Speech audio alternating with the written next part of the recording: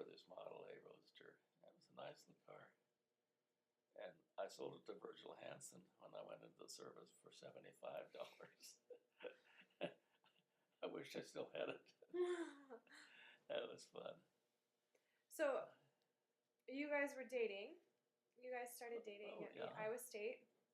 And then Pearl Harbor happened. Yeah, that happened. Pearl Harbor happened.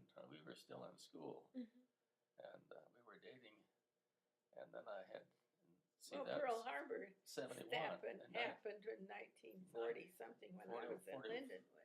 41, that happened. And that was my second year at Lindenwood. So and boy, things changed after that down there. So I didn't get to know Connie until... You didn't get to do all the things you used to do. Late 42, I think, or early 43. With Connie. And I had lots of help with Connie. I had an Aunt Ruby that just thought the world of her. Yeah, she proposed to me. She did. She was. So that's the way it went all the time. So okay, but Grandpa, you signed up for the war then. You graduated early to go to the war, school. And that's when you took off. Gave him his degree in absentia. They gave me a degree, and I had. I don't think that. I think the school wanted me out. He went to the service, and then we wrote back and forth. And then every time in those days, everybody that sent a boy off to the war, you didn't expect to see him in 2 years. But every time I turned around, here was Bob. He was on the Intrepid, and he had survivor's leaves all the time. I turned around, there's Bob. So your boat would be hit continuously. You'd get out, it'd get hit, you'd go back in? I'd come home for a couple of weeks and go back out. It wasn't a few months, good. I'd be back a couple of weeks again and back out. I think I spent more time in San Francisco in dry dock than I did actually on the water in the Pacific. Really? It was a bad way to spend it, but that's the way it worked out on that ship. It was the most. It was most shot up ship in the war. Really? Mm-hmm. We were torpedoed and kamikaze 3 times. And it'd take a while to repair them, so then they get survivor sleep. So then every time he came back, he'd want to get married sometime. Finally, we decided the next time he came, I sent him off to war for 2 years again. And just turned around, there he was, and he wanted to get married. And I wasn't through school yet. It was my last semester, and I had 5 term papers due, and I had 5 finals to take, and he had 2 months leave. And there he is sitting around for 2 months while I'm trying to get all that done and plan a wedding. And we did get married. Yeah. At the end of that. We got married on the 18th of March, and she graduated the 19th in absentia, and she graduated as Corinne Helgerson. They wouldn't let me graduate unless I changed my name to Helgerson because it had changed the day before. And I had all that paperwork to go through. Besides, I was a busy kid. And then, what I should have known years before was Daddy says, if you'll just stay in school and graduate, I'll pay for any wedding. I'll pay. I didn't know that, or I would have worked that a long time. So that's the story. So you got married a day before your graduation. That's fine. And then he had a week.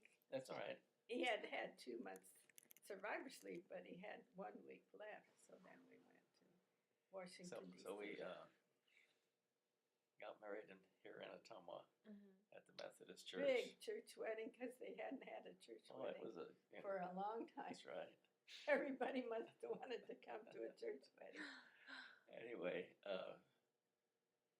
I had shipped everything on the railroad ahead to pick up in Chicago because I didn't want to have any trouble with the people doctoring things up. And I put my orders in the suitcase, so I didn't have any orders.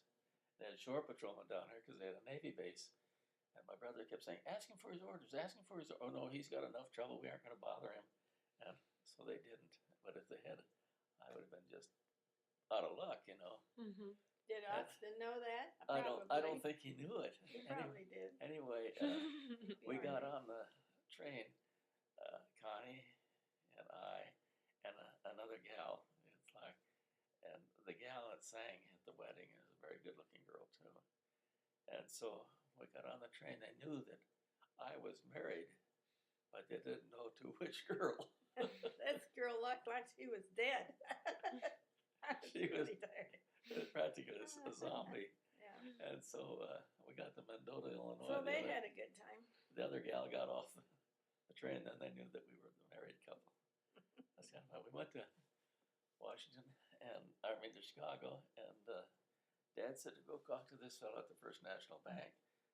So we did, and he said, "What are you doing?" And I said, "We're going to Washington, D.C., and are you going?" We're singing nickel plate. Well, what are your accommodations? Oh, just, sit up.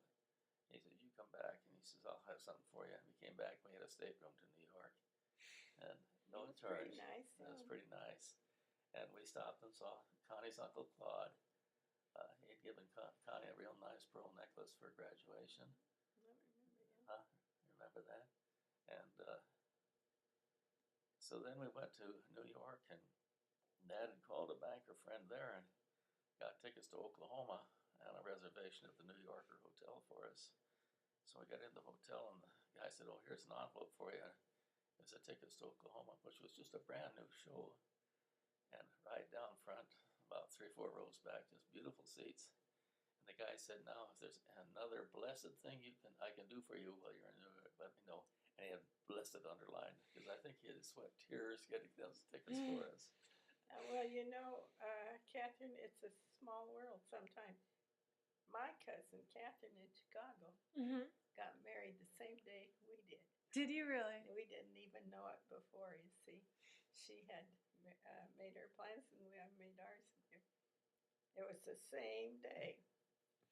So we didn't get to each other's wedding, but that's how it works. There. It's just how it is. Then we got to Washington, and I was starting school, and we had to find a place to live, and that's when we met Bob and Gloria. And Gloria Swanson, a roommate of Connie's, or a friend of Connie's down in Lindenwood. They took us under their wing. Yeah. And then we went to Washington, lived in Washington twice, so we had to stay with friends twice, so we're lucky to have friends, different kinds of friends. And it was hard to find a place to live in. It was an exciting life. Yeah.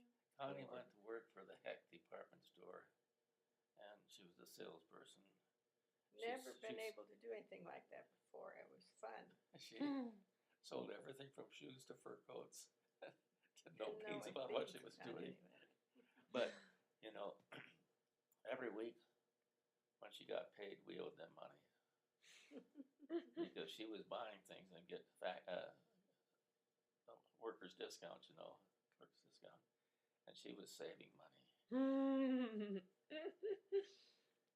Weren't you? Yeah, I did. That's it. Yeah, they thought I was a model, so then they treated me pretty good. So then where did you guys end up? Where did you end up after DC? Well, after we got out of the service,